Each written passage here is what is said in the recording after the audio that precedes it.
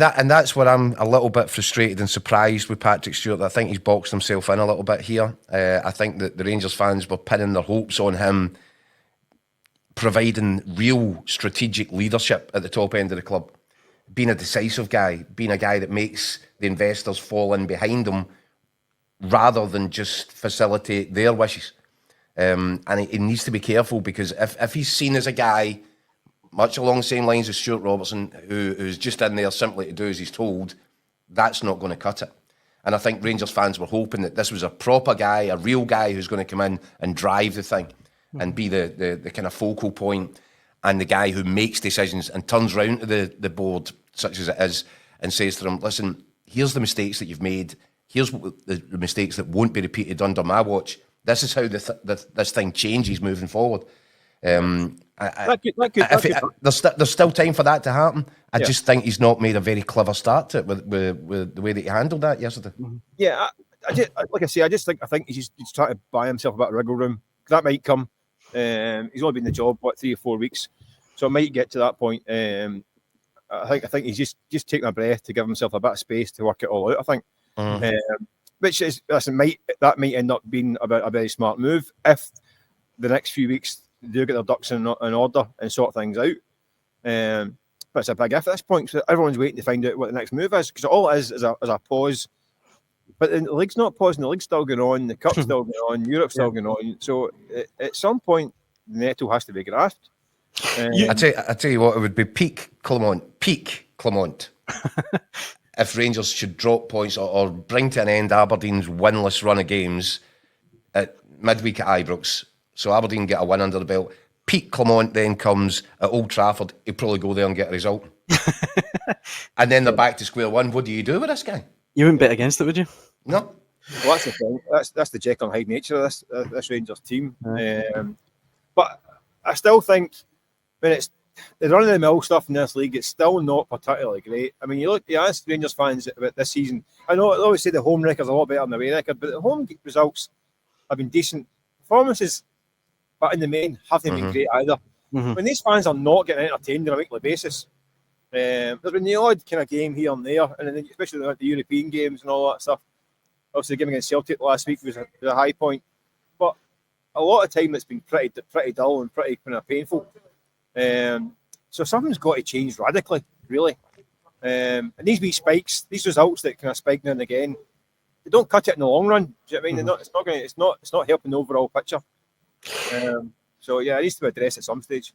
You mentioned, Mick, obviously at the top that the atmosphere inside Ibrox today was quite divided, and that's the case in a lot of the comments that were being sent in, and I'll hit you guys with a few now. Rangers easy okay. I walked out today, and the booing of fans who did is absolutely disgraceful. The same fans booing are the same fans who would have been at the subway on 75. Support conditioned to be second happy clappers. This one as well. By the way, hold on.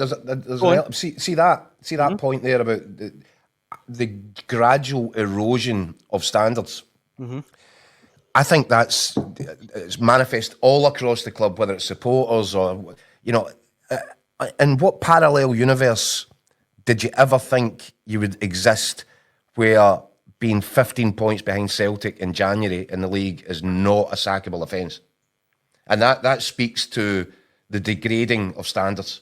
Because that simply should not, in any circumstances, be deemed acceptable by anyone at Rangers. And yet, here we are. This comment, Andy Cairns, though, chimes in saying, well done to the guys walking out. We don't accept second best. At least they're doing something. Other than Nancy boys booing them are a joke. You're accepting this if you sit there and stay silent. We don't stay silent. That's the other knob. Jamie Thompson kind of puts his... I disagree with that, by the way, because if this was happening at Celtic, there would be pandemonium outside in the car park right now. There was in 2020, wasn't there? There was. Jamie Thompson says, Patrick Stewart, support of Clement, just confirms that there is something seriously wrong at Ibrox. We have a manager that is a complete failure and has not done nothing but take his salary and talk utter rubbish. The Rangers supporters should continue to walk out until Clement is gone. I would like to know what all the investors think who have put their money into Rangers for the last 10 years. Rangers supporters have been put through hell. Murray, White, Green, and now this board is utter disgraceful. So that's interesting. And I tell you what's interesting about that. There are investors. There are 3 non-executive directors on the Rangers board: Julian Walthart, George Taylor, John Halstead. The lesser spotted trio. They are simply absentee landlords. They're nowhere near it. I think Julian Walthart and George Taylor are based in the Far East. John Halstead based in the States. They are never anywhere near the actual hub, the command centre at Ibrox. They're, as I said, absentee landlords. I think that sends out a bad message. When the guys at the top are nowhere to be seen, they don't have their boots on the ground, they've got no feel for it. And that's been the case with this Rangers kind of boardroom.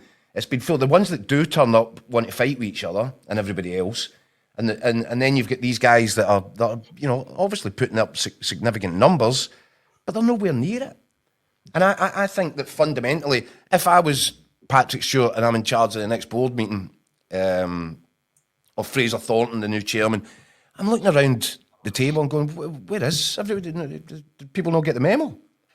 Because this is Rangers in a pretty dire situation where your own customers are turning your back, putting out statements, banners against the board.